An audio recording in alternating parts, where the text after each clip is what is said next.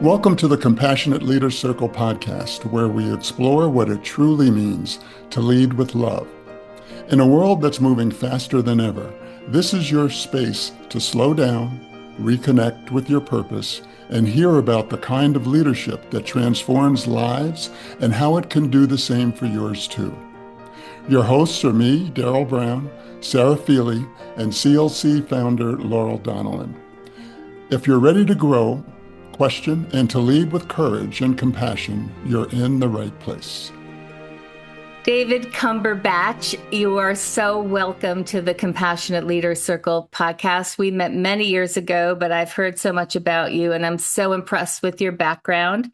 David is a thought leader and education pioneer, and he has many different aspects to education, but currently he's become the managing director of North America for Project Management Institute. You'll be able to read about his background, including his Oxford education, in the show notes. So welcome, David. It's a pleasure. Thank you for having me. I want to start, before we get into your very amazing career and ideas around education and career readiness, I'd like to go back to when you went to school. Like, where did you grow up and how did you find this path?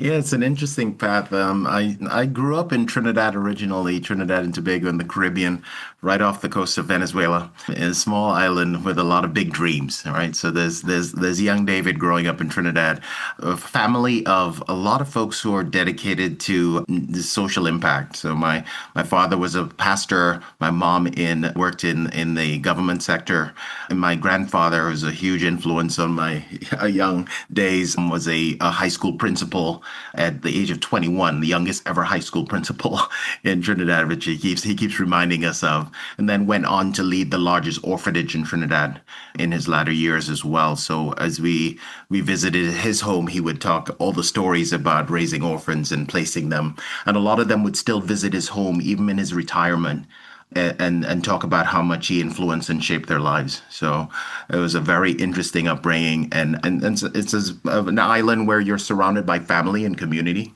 and you feel this sense of purpose. And that change was in the air, that, we're an emerging economy, lots of things happening in Trinidad. And a lot of us actually aspire to go away, go abroad, study, learn, and come back. But I was the one of my siblings that ended up not going back and ending up staying in the US and making this a career. And tell me a little bit about your own education. Yeah, so I started off in high school in Trinidad. It's all British. The system of education follows the O-level, A-level, Oxford, Cambridge boards. So did that all the way through sixth form in Trinidad, and then won a national award, a scholarship to pursue undergraduate study. Ended up going to the UK to pursue a combined double honors major in computer science and economics at the University of Kent at Canterbury. Graduated there with first class honors, and then was awarded the Rhodes Scholarship to pursue my master's at Oxford. Studied at Oxford for 2 years, and then out of Oxford was recruited by Procter Gamble and started my career with P&G. I still see myself as a proctoid. Definitely was an incredible early shaping experience. We spent almost half of our time in the first years at P&G in training and learning how to do things the Procter & Gamble way. And it's still a great company that I admire and respect up to today. And then from P&G, that was in Europe, and then in Latin America, I ended up being recruited by Microsoft. And that was my beginning of my American journey for the last 30 years in the US. Became a naturalized citizen in the US and have really spent most of my career now in the US, even though I spent the formative years of my career in Europe and Latin America. We're not going to spend too much time on K through 12 education, but one of the last interviews I did was with Crimson Global Academy with the CEO and head of US education there. And they teach the UK system and the US system. And you're probably someone that could comment on how's it different and what do you think is better? It's like I'm biased because of my experience, but no, because I've spent so much time now working on the U.S. K through 12 system. It's been interesting to compare the two. What I admire about the UK system is that it is more subject based. When you're at ACT or SAT, you're looking at getting general scores in math and English cognition and predicting how you will perform in university. Whereas the O levels and A levels allows the student in their kind of early high school years to start to determine their career path earlier, to differentiate their intellectual abilities by picking subjects. So those subjects then are reflected in the 8 or 9 subjects that you do at O level and the 3 or 4 subjects you specialize with at A level, which is very different to the US high school curriculum, which tends to be packed with many, many subjects that you must complete to earn your credits to graduate. Now, raising 2 sons through the US system, it's been interesting comparing their experience to my experience. And both of my sons are now in college, so it's been a fascinating journey, and we chat about it a lot. My oldest just got a great opportunity to study abroad for a few weeks and then visited Oxford in England. So that was one of these strange full circle moments where he's sending pictures back and he's in a lecture hall, but now he's at Iowa Law School and completing his law degree next year. So I'm going to look forward to that graduation. But overall, I think that the biggest difference is I like the breadth of the British education and the fact that it accelerates earlier so that you end up pursuing a 3-year undergraduate degree instead of a 4-year undergraduate degree, because the A levels effectively are the first year of college in the US. The challenge with the British system, however, is the rigidity of the British system. So because it's such a rigid system, it favors individuals who come from professional parented households, because you have to make very big decisions around your career and your readiness early on. At 14, 15, 16, you're making significant decisions. Should I continue on to do A levels? Should I pursue math and science subjects versus art subjects? You're making those decisions at a very young age. What I love about the American system is the ability to discover and find yourself later. And you have lots of stories in America, folks going back to college in their 20s and 30s. That non-traditional pathway has now become the majority of individuals in U.S. post-secondary as they actually discover themselves, find themselves, and then pursue careers that make a huge difference. But they have that flexibility, more of that flexibility to change majors, to pursue different careers and interests in the U.S. than I saw in the U.K. And in the U.K., I think it's a system designed to recreate the previous generation almost, because they're forcing you to make such big decisions early on. Some pathways are closed to you by the time you're 18 or 19 because you chose the wrong subjects. And just to give your other son equal time, you have one son studying law. What is your other son studying? Yes, my younger son, he actually just transferred from Iowa to York University in Toronto, and he's doing pre-med biomedical sciences. So he's enjoying life in Toronto. My wife's from Toronto. They're dual citizens, US and Canadian, so it allows him to be there. And the fun part about the new role at PMI is that I'm in charge of North America, which includes Canada, US, and the Caribbean. So I feel like it's the perfect role for me because I get to visit everyone in my family on my various stops. And as you'll learn, there's a lot of travel involved in this role. I effectively feel like a politician. I have to meet all of the PMI chapters in North America and try to touch base with as many of them as I can in a given year. And there are 150 chapters across these 3 areas, Canada, North America, US, and the Caribbean, that I must touch base with as much as I humanly can. So it's a high travel role, but it's a wonderful community of chapters. It's kind of fun to talk to a new executive in a new role. You come from this rich background that includes corporate and education and Yes, and for-profit and non-profit, and straddle going from the for-profit world to the non-profit world. But I think mid-career is where I found this passion for education and technology and the convergence of the two. So for the last 20 years, I've focused on education technology because it brought everything together. The formative years at P&G and Microsoft, and kind of the Fortune 50 years, were my first 13 years or so out of business school. All focused on large scale transformative projects, and then moving over into the ed tech space, where I think in my working lifetime I've seen dramatic change. A 100-year education model has gone through significant change and continues to go through probably the most significant changes it's experienced in 100 years. And I believe that within the next decade, we will see a dramatically different pathway from K-12 into workforce preparedness, into post-secondary.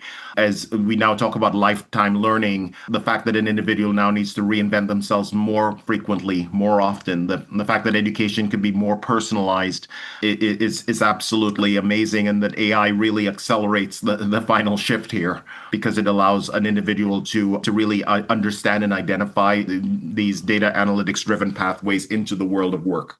I did a little research yesterday that I want to share with you. I was thinking about people born now. I have a colleague who has a new baby, and I'm thinking about Oliver Hawkins, who lives in Utah, and how many jobs he will have. So I looked up when I was born in 1960 as a baby boomer, they predicted that. First of all, my family predicted I would have no career because I came from a very traditional Italian family where women didn't work, right? At the time, they weren't studying how many jobs you would have or how many careers you would have, because the assumption was if you had a career, you'd have one. In actuality, baby boomers have had 12 jobs and 7 career chapters, right? And right now they're predicting, maybe the prediction is bad, maybe it's good, that generation beta will have 18 to 30 jobs or 7 to 10 career chapters, which I've been thinking about my own work. Our work is around helping people transition to work that they love, helping people be better leaders so they can provide lovable work to this workforce. And I think I'm adding a third, is to figure out how to help people love the transition, because they're going to be going through more and more of them. I'm very interested in hearing from you around the trends in education, including virtual education. What is going well and what could be better? Like, what did we get right in these big shifts, and what do we need to improve? That's a very big question, right? It's like, as I think about what's working well, I think what's working well, as I said before, is the amount of transitions does allow an individual, if they navigate correctly, to find themselves. So as you think of Maslow's hierarchy of needs and self-actualization being at the top, that the fact that you're not stuck in a manufacturing job for the rest of your career, I think that's working well, that individuals can reinvent, can discover passions later, and can pursue them.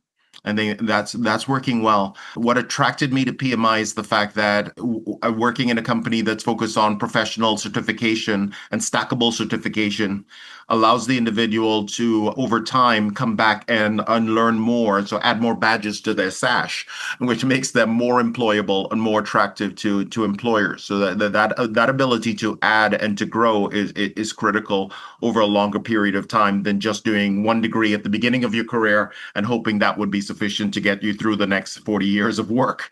So very, very different mindset that I think the world is shifting to. But in terms of what we've been doing that I think is not working very well, I think around some of the data that's recently been released around how we've embraced digital at the expense of everything else, especially now with AI and the latest research showing that AI can actually impair cognitive development of young kids, that we have to be very thoughtful about how and when we introduce technology in the learning process over an individual's lifetime. We have to be much more deliberate and intentional about when is it harming versus when is it beneficial. I've always been a big proponent of paper and pencil still being valid in 2026 and beyond, because I really do believe that young kids, especially when their brains are not fully formed under the age of 6 or 7, should be using haptic response and tactile learning to really develop their brains fully. Both of my kids, we pushed them through piano as long as we could, because we're big believers in, that need for additional forms of learning and cognitive development.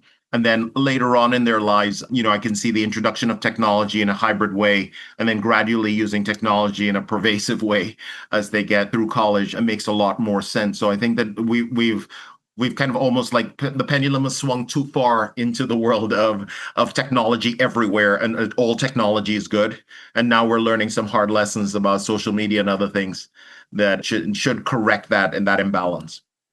Actually, I was talking to one of my nephews recently who is in his 20s, and he told me that no one should use AI until they're 21. I'm kind of like joining that camp slowly because it's like we had our kids with flip phones until high school because we were just like, you need it for communication. Why do you need a smartphone? They went to school called Basis for a couple of years, and Basis, it's one of the best charter schools in the U.S. One of their formula, even before it became the fashionable, was that you check your cell phone at the door, and you discuss in the classroom, you talk. You interact with your teacher.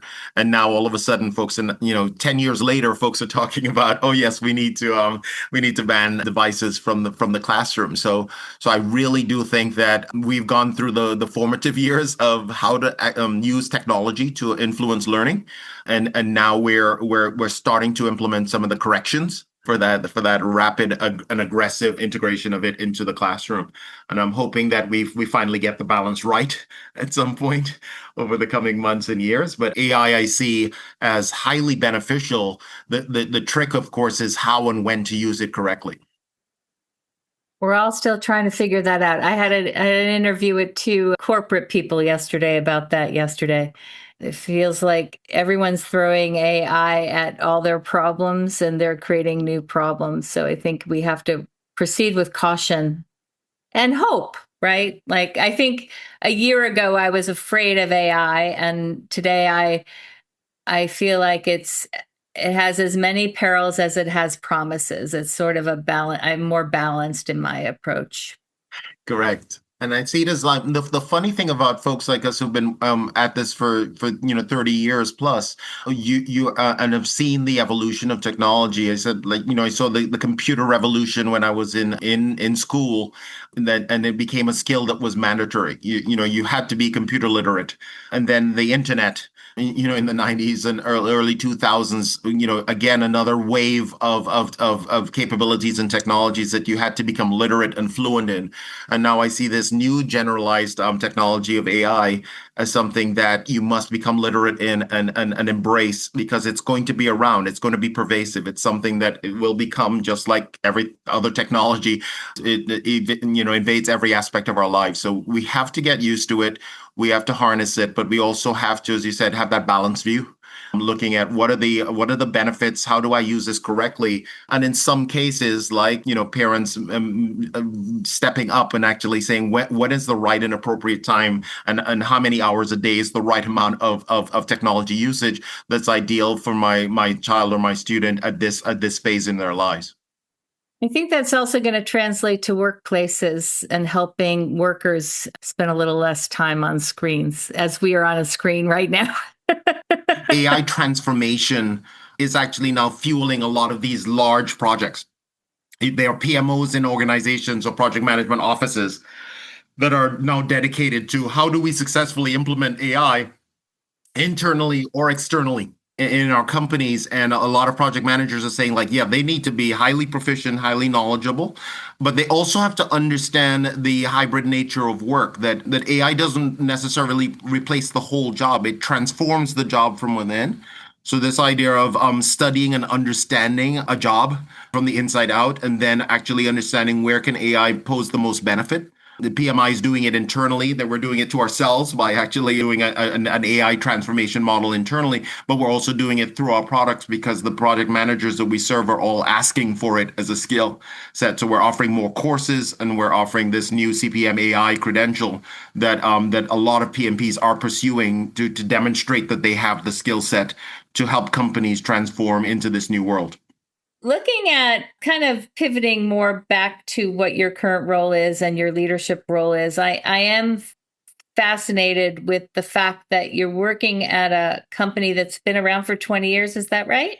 PMI has been around for over 60 years. Oh, So it started in I the got my 60s, numbers and wrong. yeah, so it started in the 60s. Started off as a membership org. So all the project professionals that it serves join these chapters and stay connected to PMI after they've earned the certification. And there's this huge volunteer organization. We recently announced that the PMI has passed 800,000 members worldwide, with over 1.7 million professionals that have been certified by PMI.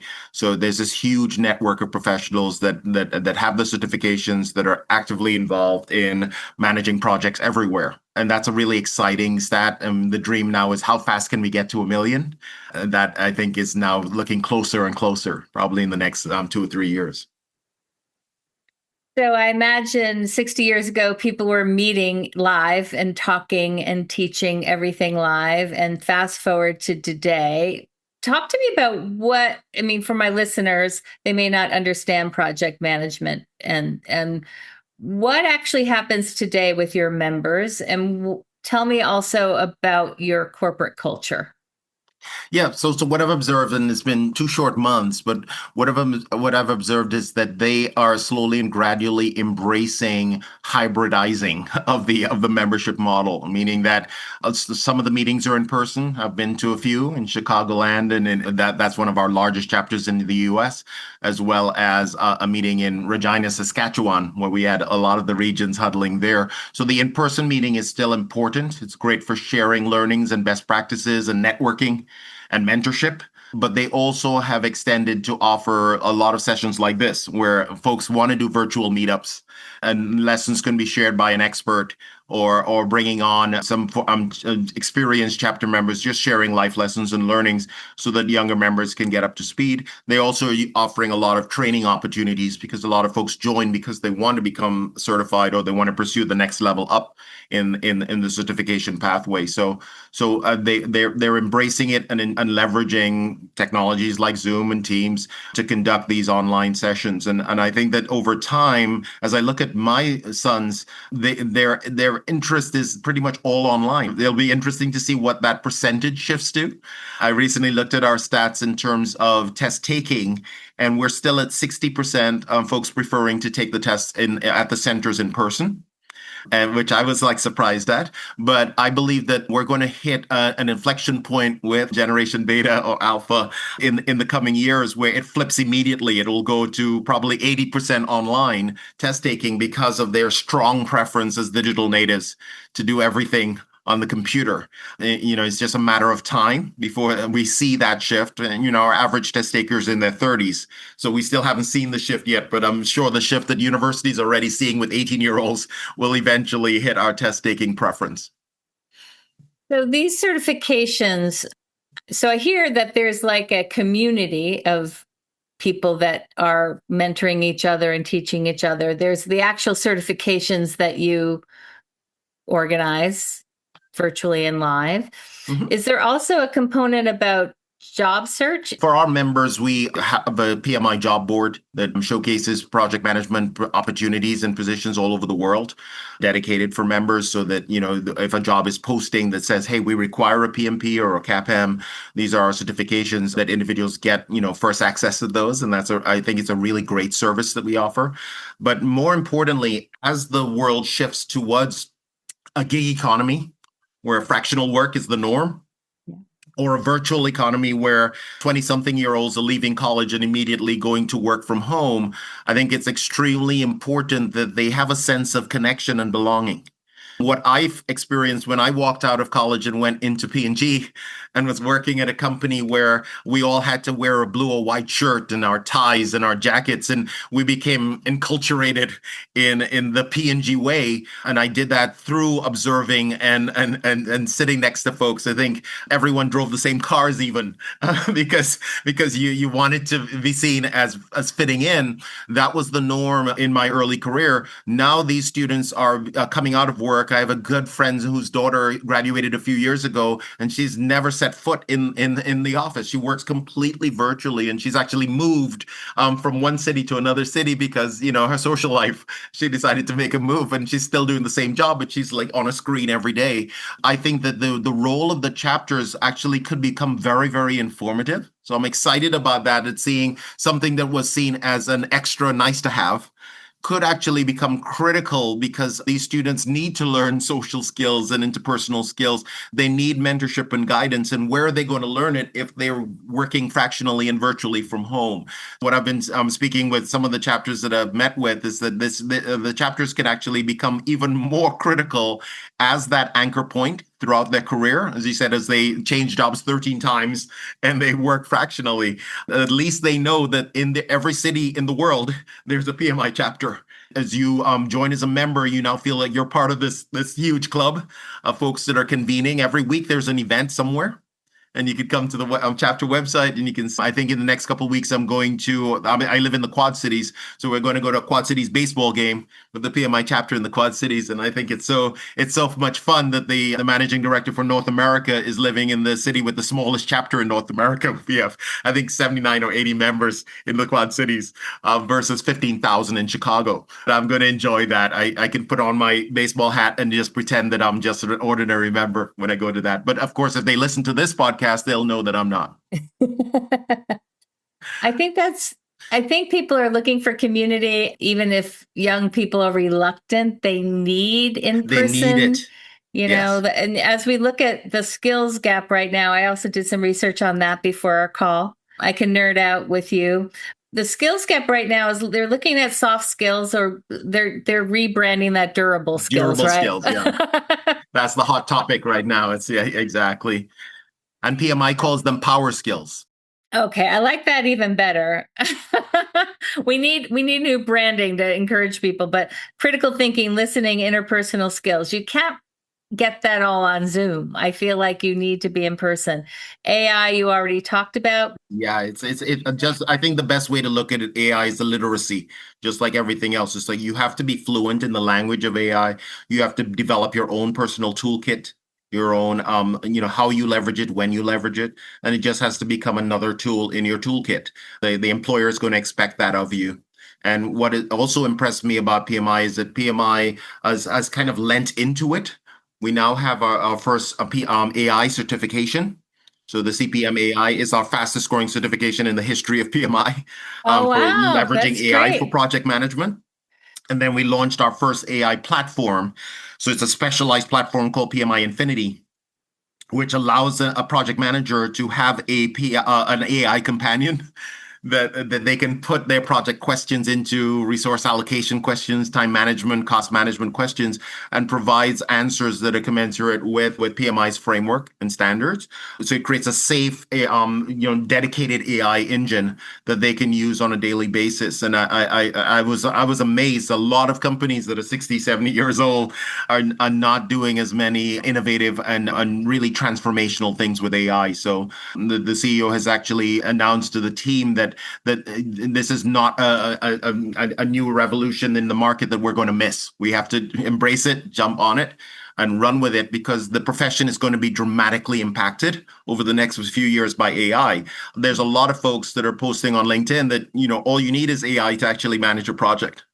And what we're saying is like, no, that those power skills, those soft skills, or durable skills are critical as you think about the change management and the human disruption that happens when you implement a large mega project in a company or a transformational change project in a company, and that the human at the center is critical.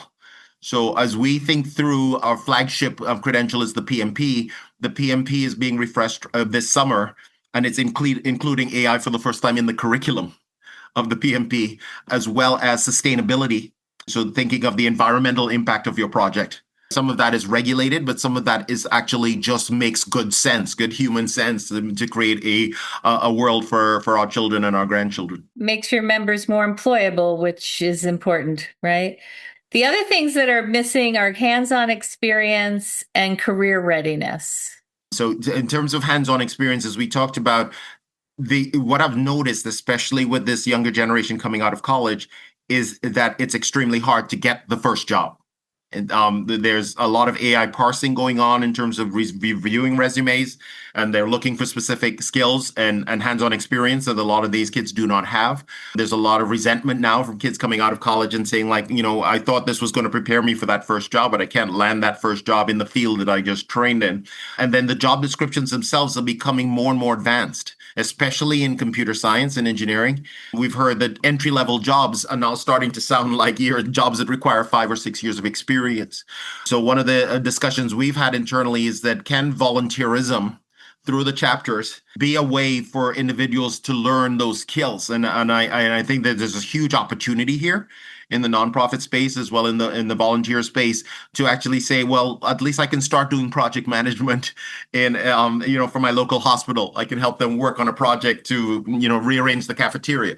You find projects everywhere if you're interested in this space and you start to get that hands-on experience. One person yesterday was telling me that in their first interview in project management, she actually brought up a home project that she worked on, like planning a wedding, and got the job because they were asking for hands-on experience and she had none. I think sometimes people don't know that when people are interviewing you, they're looking for concrete examples. Another thing that I just was pitched, which I will also share in the show notes, is there's at the University of Pennsylvania, they've created a program for high schoolers. They give them internship training. So they prepare them for the workforce, and then they come to companies, and maybe you want to hire some of them.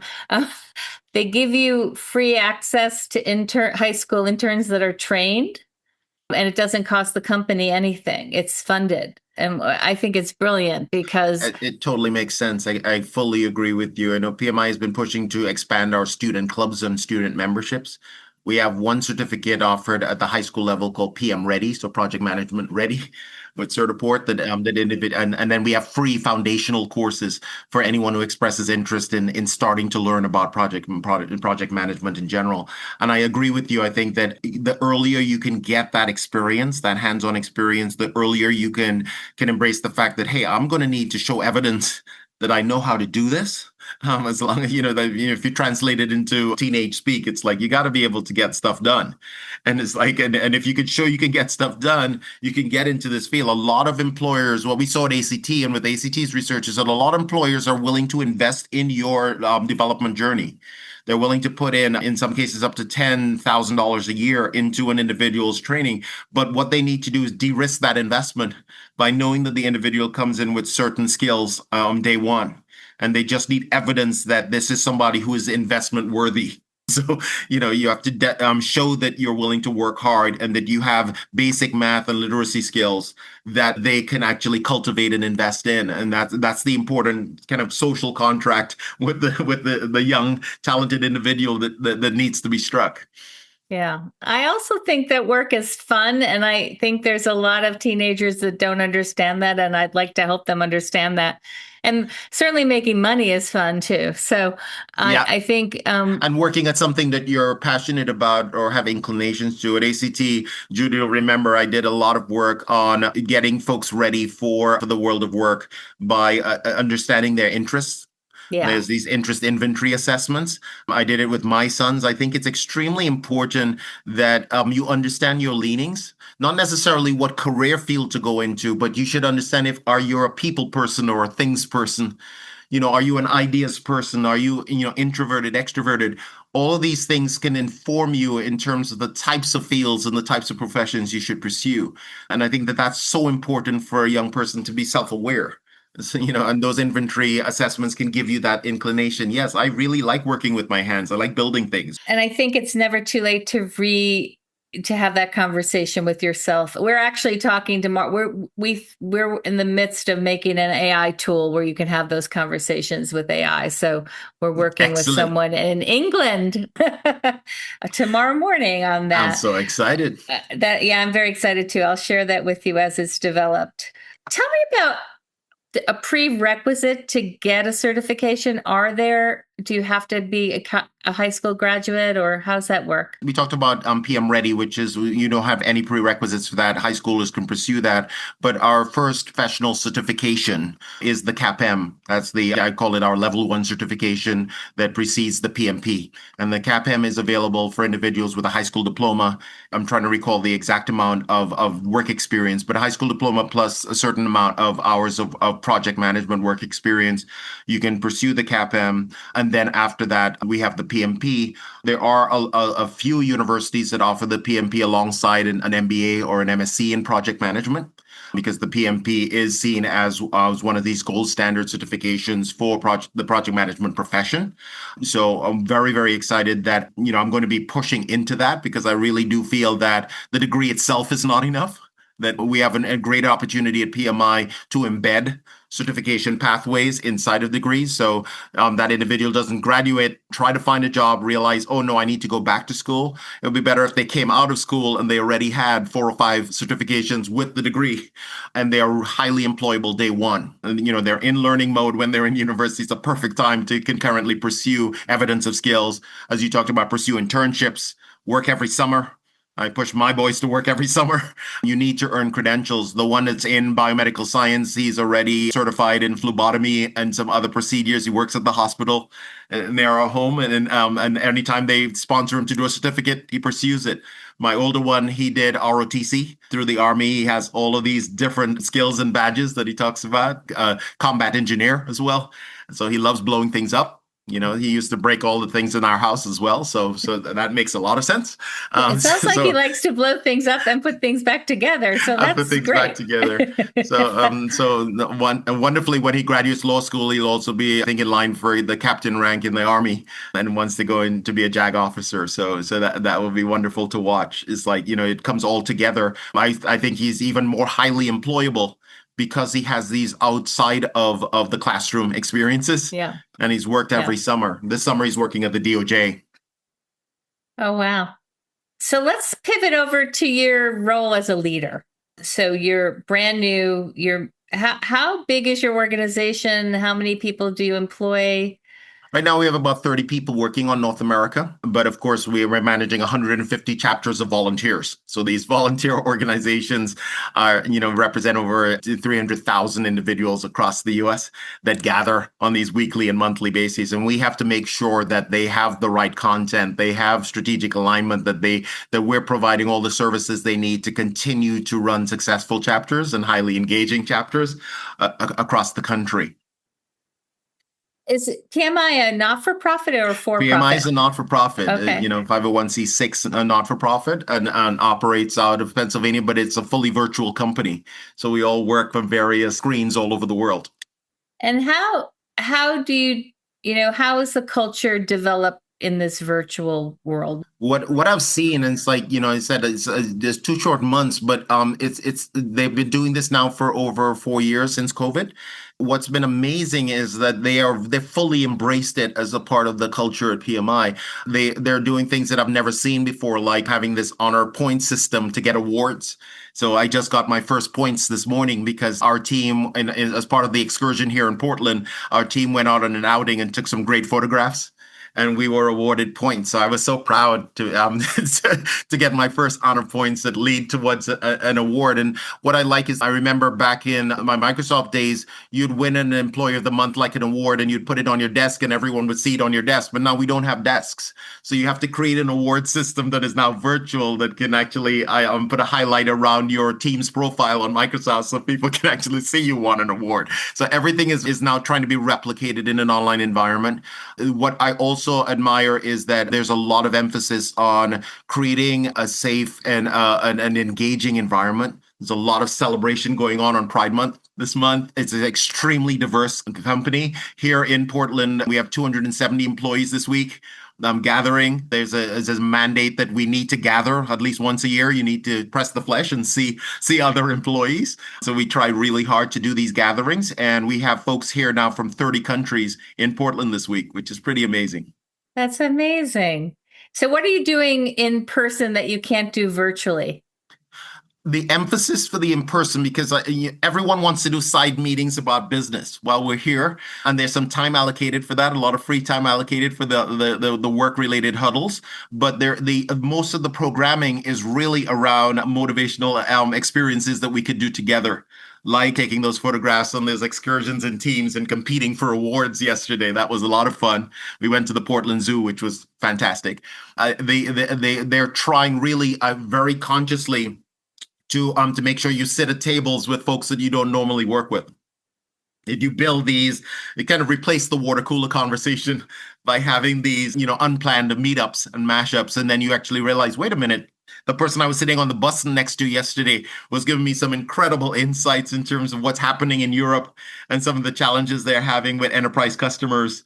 And I'm not taking notes, and I don't remember who it was, but it was somebody at PMI who had a lot of great insights on enterprise customers in Europe. So that's basically already happening as we sit together this week. When I was with the Gates Foundation, very similarly, they have learning weeks. So about 2 or 3 times a year we would gather, and some of them would be the whole company flying into Seattle and to hear from the executive team, to really gather and to spend time together. So I think that this idea of virtual with the occasional deep meetups, I think it's a great way to adjust to a new world, a new reality. What the CEO said in a message yesterday was that one of the best things about the transition has been the fact that the company is now much more diverse. Because when they were in Philadelphia, it was just recruiting from the domestic or local pool, but now they recruit the talent wherever the talent is. So that means that we now spread all over the globe. And it's true, when they all come together like this was amazing with the World Cup yesterday. Folks coming in, the folks from Africa were all in their Ghana t-shirts. And we have Brazilians with their Brazilian t-shirts, and we're sitting in the meeting, and it's like, oh my gosh, look at this room. It's like colors and cultures and backgrounds and languages. It's an amazing celebration of diversity. That's great to hear. And I think, in the words of Alicia Keys, diversity is not a threat, it's a gift. We now reflect our members. Because if you look at the diversity of these 800,000 members, the company was all this little tiny Philadelphia, and in the suburbs of Philadelphia, this little company, it could not reflect this global cultural diversity that we now represent. That this diverse culture will then be reflected in our offerings over time, as you start to actually really think through, cultivating diverse projects, worldwide projects in different cultures and countries. One of the things we talked about yesterday was that most of these project teams now, I was meeting with John Deere a few weeks ago, and they said, there's no project team at John Deere that meets to talk about an enterprise project that's not in 3 different continents.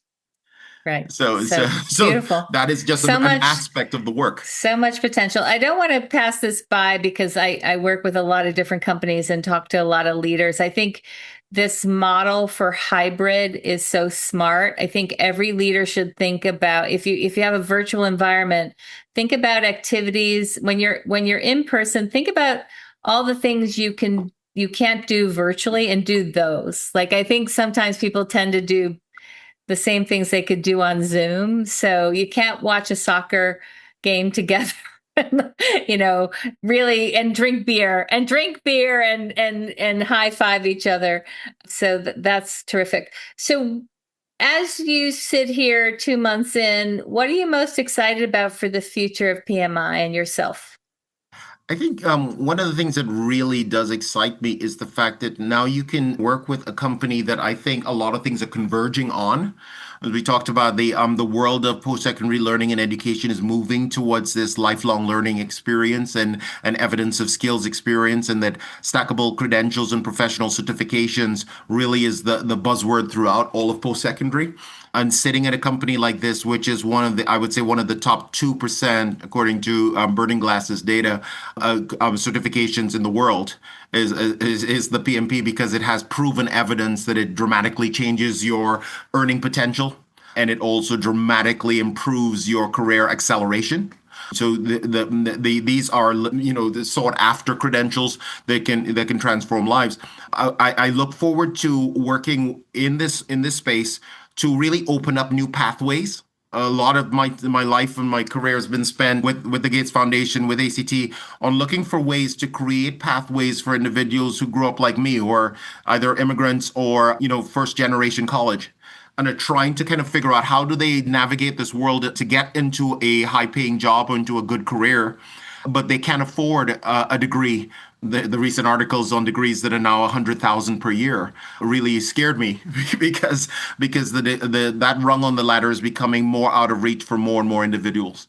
So as I look at working at PMI, one of the things we've already been discussing as a team for North America is like, how do we really work with organizations like Opportunity at Work to really create accessibility, to let folks know that the CAPM, which is our first professional certification that leads into six-figure paying jobs in project management, only requires a high school diploma or a GED and some years of experience in project management. And you can start on this journey to certify an individual all the way up to a PMP, up to a PFMP or PGMP, so that they can advance their careers and have high-paying jobs without having to pursue a degree. And that's going to be a really powerful and important part of our future. We just heard that our board has just approved the expansion of the definition of a student member, so that student members are not just at traditional universities. Student members can be non-traditional students at vocational institutions for the first time, and that's going to be 2026. And we're going to recognize that because that gives them a significant discount to become a member and to start learning and earning their credentials. So I'm very excited about that as well. So it shows that the company is evolving and changing to create these accessible, affordable pathways for more and more and more individuals to strive after good jobs. And I think that is absolutely critical in a world where it seems to be becoming harder and harder. Well, we're almost at time, and I almost hate to end the conversation because I have a million more questions. So you'll have to come back. We'll talk more. Oh, man. I missed that. We'll talk more. But just to wrap for today, I always like to ask my guests, what is one life lesson and one leadership lesson that you want to share with our listeners? And then I'd love for you to share how we learn more about PMI. That's true. So I would say in terms of life lesson, the key thing, and we talked about this a lot this morning, I think it's such an important thing, is that safety and trust are the foundation for every relationship that lasts. That's at home or at work. I want to shout out, of course, to my wonderful wife. 28 years of marriage. You want to create a safe environment where there can be conflict and there can be the safety and the trust in knowing that we can resolve this together because there's this commitment, a long-term commitment towards the mission and towards the family. Similarly, in the workplace, that's a critical life lesson that should be applied, that we must create safe environments where we can evolve and learn. In my early career, I moved from Procter Gamble to Microsoft. It's my first kind of 15 years out of business school in the world of work. And at P&G had a promotion from within culture where training was critical and they invested a significant amount in training, and you felt safe and you felt that HR would meet with you and discuss your potential pathways in your future. And then I went over to Microsoft where it was an up or out culture, and most of the executives above you were being brought in from outside. So it was like a stark difference in culture, very aggressive, very much based on, did you get a 4 or 5 in your performance review? I don't think you're going to be here long. Who is your bottom 20%? So that type of cutthroat culture, I know it's changed a lot since then, but that I didn't see that as a sustainable culture. You have to really, I think, invest heavily in understanding the mission of your organization, especially with Generation Beta and Generation Alpha. You're not going to recruit the best talent and have them stay long, pursuing a cutthroat culture. So that's on the life lesson side. I think on the leadership side, the thing that I'm leaning into heavily right now and talking to my team at PMI about is about the fact that even if we're compassionate leaders and we care about all of the mission, the goal of our employees, of our stakeholders, our board, the communities that we serve, the individuals that we serve, we still need to face the hard truths about the market. For our own sustainability in the nonprofit world, we do compete head to head with for-profit companies that are in the space, that are offering alternative credentials and certifications. And we must actually continue to work on efficiencies around our cost structure.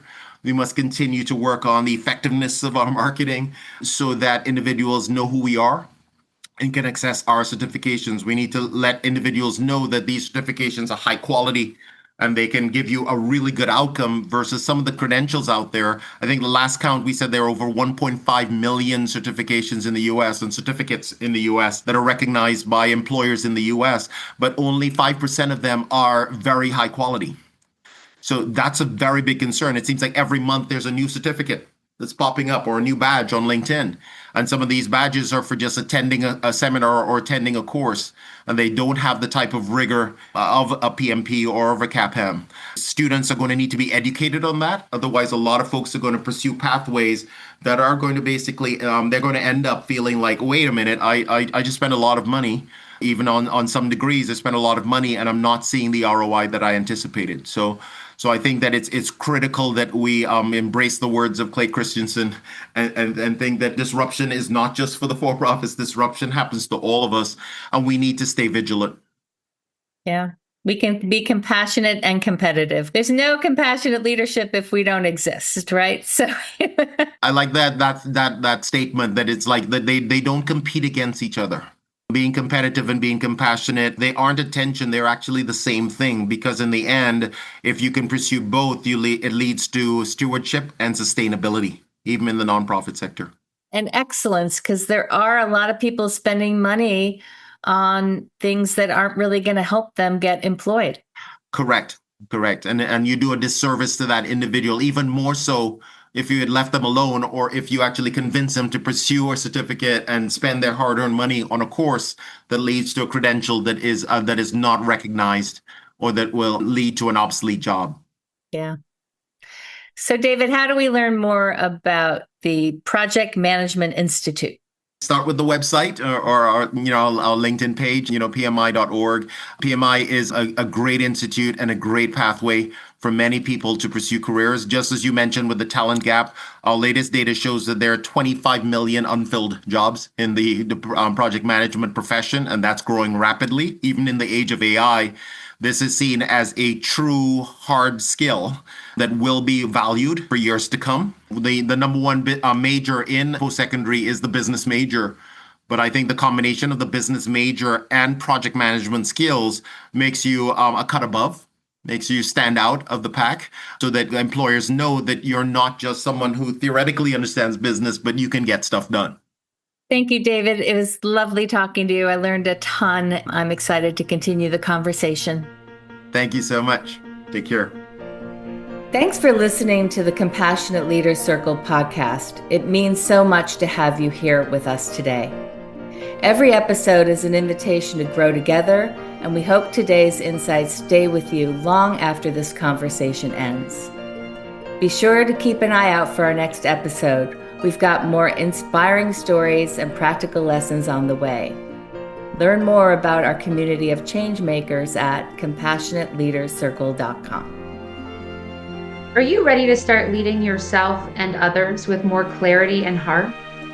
Passionate Leaders Circle Toolkit gives you access to free and low-cost assessments, learning exercises, and books steeped in love and purpose to help you become a more resilient and effective leader. And here's the best part. Research shows that leaders who lead with compassion actually see higher engagement, stronger retention, and increased revenue. Visit CompassionateLeadersCircle.com to explore the toolkit, our most recently published book, The Compassionate Leader's Companion, and start transforming your ability to lead others and yourself today.